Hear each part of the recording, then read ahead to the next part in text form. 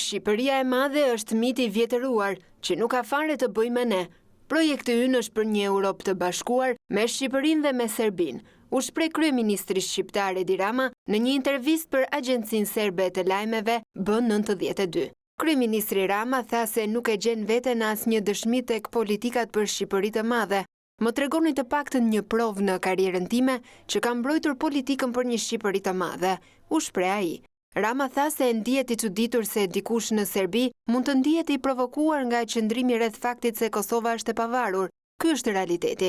Shumë vende me të cilat Serbia bashkëpunon e kanë njohur Kosovën si shtet të pavarur. Kjo nuk është fyerje, as blasfemi, por një realitet. Madje do të ishte mirë që edhe Serbia ta njohë këtë realitet, tha Rama për Agjencinë e Lajmeve B92. Edi Rama, kryeministri I parë shqiptar që shkeli në Serbi pas 68 vitesh, është I bindur se mund të hapë një kapitull të ri në marrëdhëniet mes Shqipërisë dhe Serbisë. Ndodhem këtu për këtë arsye, por është e qartë që nuk mund të bijem dakord për çdo gjë, është shprehur Rama. Ai shtoi se Shqipëria respekton plotësisht sovranitetin dhe integritetin territorial të Serbisë.